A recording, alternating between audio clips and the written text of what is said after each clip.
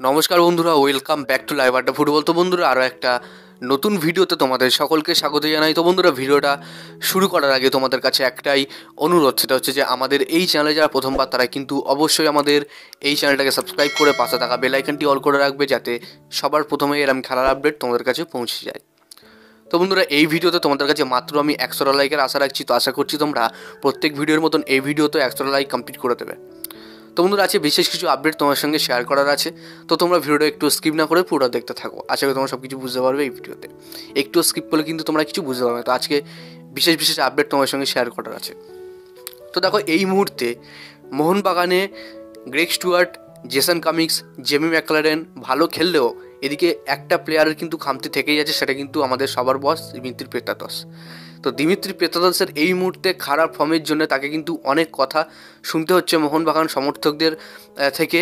কারণ এই প্লেয়ার একসময় মোহনবাগানের নয়নের তারা ছিল, এখন বর্তমানে এই প্লেয়ার কিন্তু সবার একটা মানে অপছন্দের প্লেয়ার হয়ে উঠেছে। তো বর্তমানে এই প্লেয়ারকে নিয়ে কটুকতার মধ্যে অনেক কটা আপডেট বেরিয়ে আসছে। যেমন মোহনবাগান যখনই ট্রান্সফার আপডেট আসে বা রিউমার কোনো খবর আসে, তখন কিন্তু প্রত্যেকটা প্লেয়ার নয় স্কটল্যান্ড নয় অস্ট্রেলিয়া, নয় স্কটল্যান্ড নয় অস্ট্রেলিয়া। তো বর্তমানে মোহনবাগান অস্ট্রেলিয়া, স্কটল্যান্ড ছাড়া ইউরোপের আরও অনেক দেশ থেকে যদি প্লেয়ার আনতে পারে তাহলে কিন্তু অনেক ভালো হয়। কারণ দেখো, স্পেন থেকে প্লেয়ার আনলে মোহনবাগানের লাভ, আর্জেন্টিনা ব্রাজিলের প্লেয়ার আনলে মোহনবাগানের লাভ।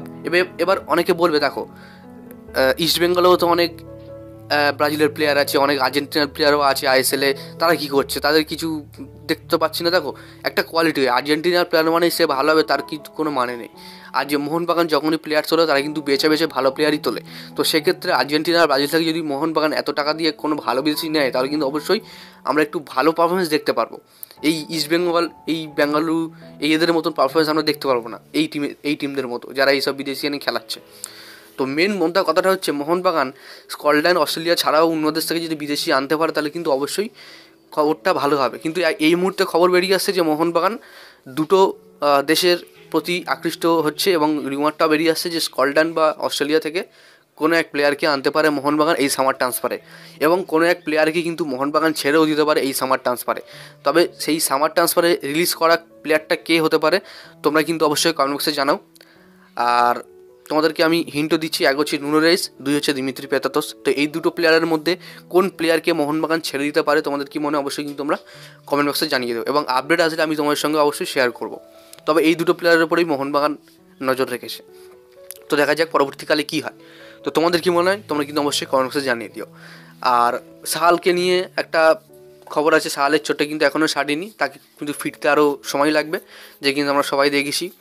তো দেখা যাক সাহালের এই তিনি কত তাড়াতাড়ি রিকভার করে আবার মোহনবাগানরাই খেলতে পারে, এটাই এখন দেখার। সাহাল একটা খুবই গুরুত্বপূর্ণ প্লেয়ার মোহনবাগানের জন্য, তোমরা অবশ্যই ওর জন্য প্রে করো।